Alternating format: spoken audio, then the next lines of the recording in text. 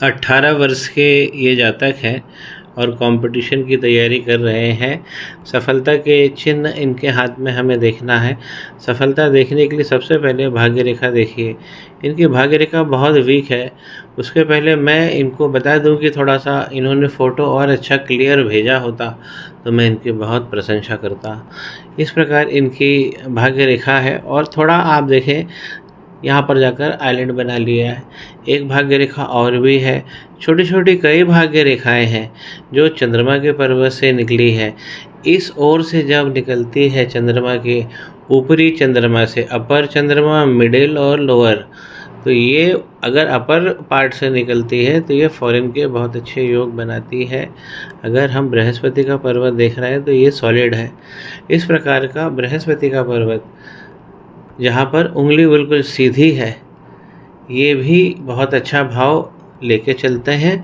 और चंद्रमा यहाँ पर हेल्प करेंगे। और जो सबसे अच्छा भाव ये कहा गया है कि जब अपर चंद्रमा से इस प्रकार जब भाव निकलता है तो गुरु जो है बाहर सेटल करा देते हैं। यहाँ चंद्रमा गुरु को, बृहस्पति भगवान को प्रभावित करते हैं और फॉरेन का सेटलमेंट करा देते हैं। तो ऐसा व्यक्ति यदि फॉरेन चला जाता है तो बहुत सारा धन इसमें मिलता है। तो चंद्रमा की इन लाइनों के कारण जो गुरु पर इम्पैक्ट पड़ता है वो हमने अभी जाना। अब इनकी अगर हम ग्रोथ लाइन देखें, अगर ये ग्रोथ लाइन इस प्रकार अगर बराबर क्लीन अवस्था में पहुंच जाती है गुरु के पर्वत पर तो सीधी सीधी हमें सक्सेस मिलती है। अब यहाँ पर हुआ क्या है कि इस प्रकार की राहु की रेखाओं ने बहुत सारी है, राहु की रेखाएं हैं और इनको 36 साल तक डिस्टर्ब करके रखेंगी। बहुत सारी रेखाएं हैं। इसका इम्पैक्ट देखने के लिए हमें लाइफ लाइन पे ही इम्पैक्ट हमें पता लग जाता है। देखिए यहाँ पर धूमिल हो गई है, यहाँ पर टूट गई है। ये एज देखिए यहाँ पर 20 साल 21 साल होती है। उसके जब ये चालू करेंगे अपना जीवन, यहाँ पर कठिनाइयाँ हैं। और उसके पहले भी इस प्रकार के जो आइलैंड बने हुए हैं, ये माइंड लाइन की तरफ जा रहे हैं। आइलैंड देखिए इस प्रकार ये माइंड लाइन की तरफ जा रहे हैं। तो दिमाग पे टेंशन रहने वाला है। तो टेंशन नहीं करना है, प्रयास करना है, मेहनत करनी है। लाइन यहाँ से टूट गई है, यहाँ राहु प्रबल हो गए हैं। राहु की ये रेखाएं हैं। देखिए पिक्चर थोड़ा सा इन्होंने वीक भेजा है। यहाँ पर इस प्रकार अगर राहु की रेखाएं जब सूर्य के पर्वत पर पहुँच रही है तो सूर्य सबसे बड़ा वीक हो जा रहा है। बड़ा नाम तो सूर्य ही देंगे, तो सूर्य पे लाइन नहीं है। और यहाँ पर इस प्रकार तिल भी बना है जो सूर्य की तरफ ज़्यादा है। देखिए बीच में से हम देखें तो सूर्य की तरफ ही है। तो ये जो तिल है ये करियर को 20 साल पीछे कर देता है। जब यही तिल बुध पर होता है तो 20 साल से ज़्यादा पीछे कर देता है करियर। तो सूर्य पे यहाँ पर करियर जो है 12 से 20 साल पीछे हो जाता है। अब ये इम्पैक्ट होता है कि ये तिल अगर महीन है तो हमें रेमेडी कर लेना चाहिए। ये डार्क होगा तो ज़्यादा इम्पैक्ट देगा। तिल होने से ही मतलब है कि सूर्य इनके गड़बड़ है। इनके पिता को अपने स्वास्थ्य का बहुत ख्याल रखना चाहिए। उनके जीवन में भी संघर्ष रहेगा ये, और बड़ा नाम कीर्ति में भी इनको विलंब मिलेगा या विच्छेद मिलेगा। ये भाग्य की रेखाएं ऊपर तक पहुंच रही हैं। देखिए बहुत हल्के हल्के अंदाज में, क्योंकि ये सब कट गई राहु की रेखाओं से। राहु भगवान ने अगर सूर्य पे इस प्रकार का इम्पैक्ट डाला है तो निश्चित तौर पे चंद्रमा पर भी मार करी होगी। ये चंद्रमा का पर्वत है अभी जो मैंने डिफाइन किया है। अब देखिए चंद्रमा पर देखने के लिए सबसे नीचे हमें देखना चाहिए। यदि कुछ स्पॉट का आइलैंड का फॉर्मेशन हो रहा है तो ये राहु की मार है जो इन लाइनों के कारण आती है। तो यहाँ हमें समझना है। पहला मणिबंध तो देखिए अब यहाँ पे संघर्ष हो गया और फिर ये बहुत बहुत कमज़ोर होके जा रहा है क्योंकि देखिए केतु पर ये मछली का टूटा हुआ चिन्ह है और अब ये एक ऐसा टूटा हुआ चिन्ह है। कहीं मछली थी, ये टूट गई है तो इसलिए ये लाइन प्रभावित हो गई है।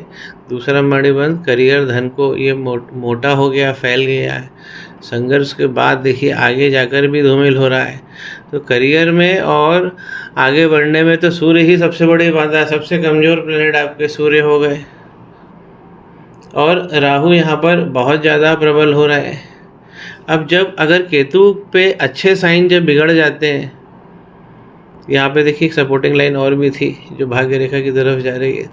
अगर केतु पर चिन्ह बिगड़ जाते हैं और केतु इस प्रकार स्पॉट में आते हैं, देखिए इस प्रकार अगर केतु स्पॉट में आते हैं और शनि पर्वत पर खड़ी हुई लाइन नहीं मौजूद है, तो जीवन में संघर्ष बहुत ज़्यादा होता है। ये शनि और केतु भगवान का कॉम्बिनेशन बता देता है।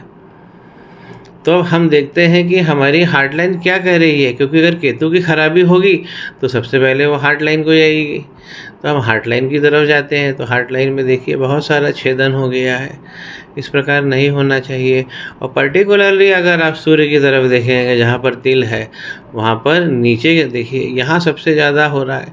ये जितने भी आइलैंड्स हैं ये सब दिल को दुख पहुँचाने वाले ये सब आइलैंड्स होते हैं, और सबसे ज़्यादा बिगाड़ यही हो रहा है सूर्य के नीचे। तो इसलिए किसी भी चीज़ को जब हम इम्पैक्ट में या एनालिटिकल स्टडी जब हम करते हैं उसकी, तो हम उसको एक जगह विजिबल नहीं अलग अलग जगह विजिबल कर लेते हैं। तो हमको जो समग्र जो हमारी समझ बनती है वो कुशल समग्र बनती है, चीज़ें क्लियर होती है, स्पष्ट होती है और समझ में आती है। क्योंकि मंगल पे काम करना चाहिए। खास तो इनका राहु बहुत ज़्यादा बिगड़ गए हैं, तो राहु पे क्योंकि ये लाइनें जब भी घुसेंगी तो यहाँ पर भी इम्पैक्ट करेंगी। अब अगर हम सक्सेस की बात करें, माइंड लाइन के हिसाब से अगर सक्सेस की बात करें तो देखिए ये भी 42 के बाद इस लाइन का, यहाँ से अगर हम एक नीचे लाइन गिराते हैं तो जो माइंड लाइन पे जो टच होती है ये लाइन, वहाँ पर एक इमेजिनरी लाइन अगर हम बनाते हैं तो ये एज है 42। इसके बाद ये आइलैंड वीक होके फिर ख़त्म हो रहा है।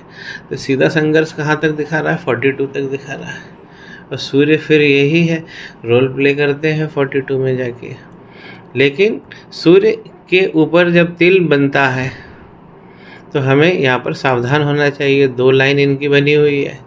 अगर ये लाइन इस प्रकार बनती है, देखिए 2 लाइन का इम्पैक्ट है, तो इनको पिता से भी धन प्राप्त होता रहेगा। ये लाइन पिता से धन दिलवा देती है। सूर्य भले ही कमज़ोर हो लेकिन ये धन दिलवा देती है। मंगल पे काम करिए, राहु और चंद्रमा पे काम करिए, शनि केतु का उसी समय काम हो जाएगा। तो एक रेमेडी होगी मंगल भगवान की, दूसरी राहु चंद्रमा की।